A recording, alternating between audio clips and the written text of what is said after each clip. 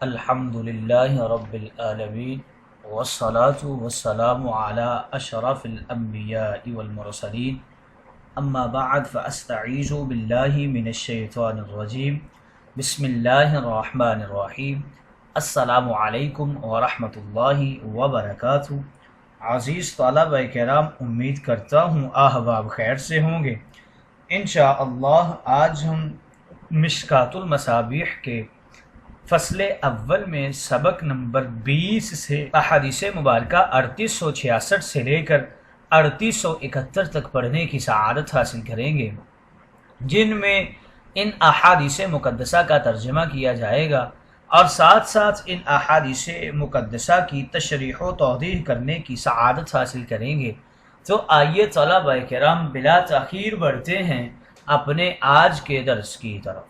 بسم اللہ الرحمن الرحیم۔ جان جانا نے ارشاد فرمایا، حضرت انس رضی اللہ تعالی عنہ سے حدیث مبارکہ مروی ہے، وعنہ قال قال رسول اللہ صلی اللہ علیہ وسلم البرکۃ فی نواس الخیل متفق علیہ۔ حضرت انس رضی اللہ تعالی عنہ بیان کرتے ہیں، رسول کریم نے ارشاد فرمایا، گھوڑوں کی پیشانیوں میں برکت ہے۔ یہ روایت بخاری و مسلم کی ہے۔ اگلی حدیث مبارکہ حضرت جریر بن عبداللہ سے روایت ہے، قال رأیت رسول اللہ صلی اللہ علیہ وسلم یلوی ناسیۃ فرس بأصبعہ وہو یقول الخیل معقود بنواسیہ الخیر الی یوم القیامۃ الاجر والغنیمہ، رواہ مسلم۔ حضرت جریر بن عبداللہ بجلی کہتے ہیں، رسول کریم صلی اللہ علیہ وسلم ایک گھوڑے کی پیشانی کے بالوں کو اپنی انگلی سے بل دیتے جاتے تھے اور فرماتے جاتے تھے کہ گھوڑے وہ جانور ہیں جن کی پیشانیوں میں قیامت تک کے لیے خیر و بھلائی بندھی ہوئی ہے، کیونکہ گھوڑوں کے ذریعے جہاد کے کرنے کی سعادت حاصل ہوتی ہے، جس میں دنیا و آخرت کی خیر و بھلائی ہے، جیسا کہ ایک موقع پہ فرمایا گیا کہ جہاد میں آخرت کا ثواب ملتا ہے اور دنیا کا مال غنیمت حاصل ہوتا ہے۔ یہ روایت مسلم شریف کی ہے۔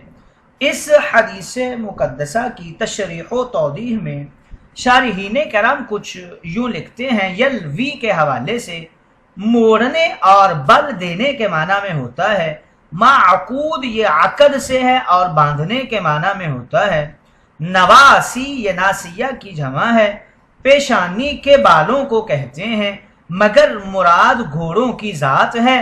گھوڑے کی پیشانی میں خیر و برکت قیامت تک کے لیے اس لیے باندھی گئی ہے کہ جہاد قیامت تک باقی رہے گا اور جہاد کا سب سے بڑا ذریعہ گھوڑے ہیں، تو گھوڑوں میں جہاد ہے اور جہاد میں قیامت تک دین اور دنیا کی بھلائی ہے، لہٰذا گھوڑوں میں یہ بھلائی ہے۔ گویا ان احادیث مقدسہ میں جہادی گھوڑوں کی فضیلت کو تاجدار انبیاء نے بیان فرمایا ہے۔ اگلی حدیث مقدسہ کی طرف بڑھتے ہیں۔ حضرت ابو ہریرہ رضی اللہ تعالی عنہ سے روایت ہے، قال قال رسول اللہ صلی اللہ علیہ وسلم من احتبس فرسا فی سبیل اللہ ایمانا باللہ وتصدیقا بوعدہ فإن شعبہ وریہ وروثہ وبولہ فی میزانہ یوم القیامہ، رواہ البخاری۔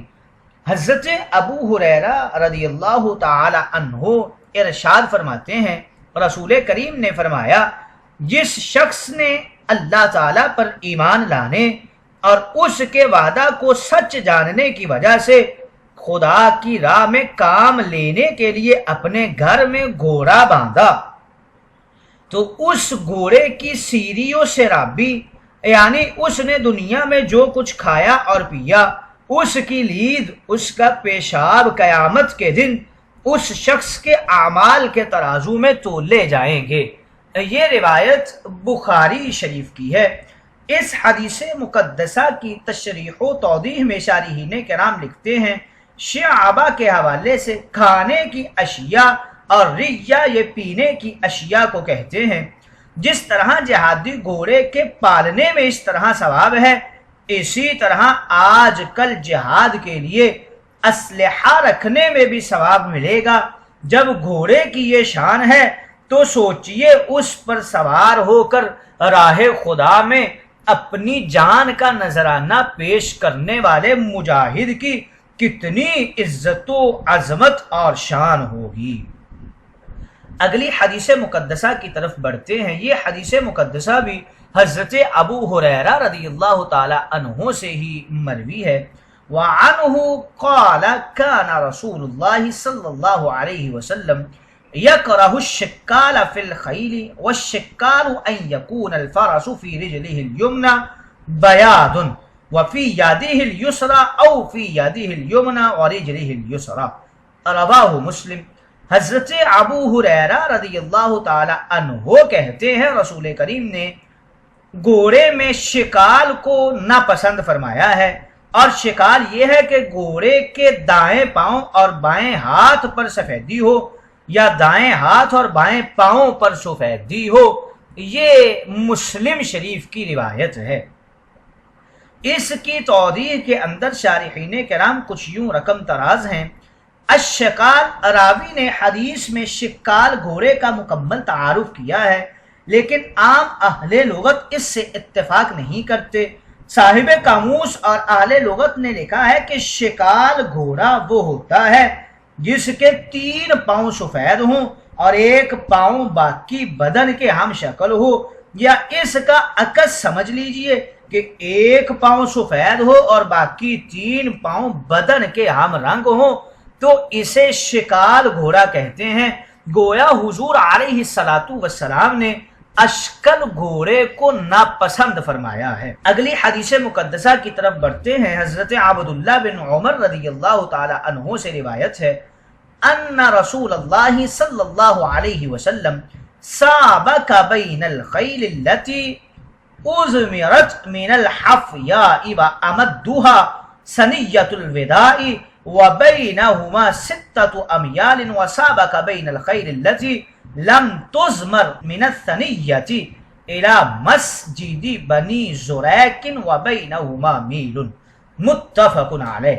حضرت عبداللہ بن عمر سے روایت ہے ایک دن رسول کریم نے ان دونوں گھوڑوں کے درمیان مسابقت یعنی گھڑ دوڑ کروائی جو اضمار کیے گئے تھے، اور یہ مسابقت حفیاء کے مقام سے شروع ہوئی اور ثنیۃ الوداع پر ختم ہوئی، اور ان دونوں مقامات کے درمیان 6 میل کا فاصلہ تھا، اور جن گھوڑوں کا اضمار نہیں کیا گیا تھا ان کے درمیان ثنیۃ الوداع سے مسجد بنی زریق تک مسابقت کروائی، اور ان دونوں مقامات یعنی ثنیۃ الوداع اور مسجد بنی زریق کا درمیانی فاصلہ 1 میل کا تھا۔ یہ حدیث مبارکہ بخاری و مسلم نے روایت کی ہے۔ اس کی توضیح کے اندر شارحین کرام لکھتے ہیں سابقہ کے حوالے سے کہ حضور علیہ السلام کے دور میں 2 قسم کے گھوڑوں نے مسابقت میں حصہ لیا۔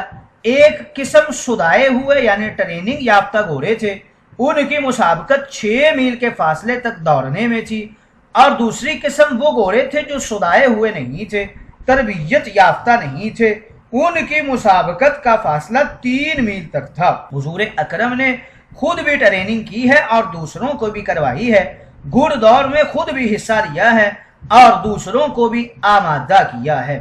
ازمرت یہ گھوڑوں کو سدانے کی غرض سے دوڑایا جاتا ہے، اس عمل کو تدمیر کہتے ہیں۔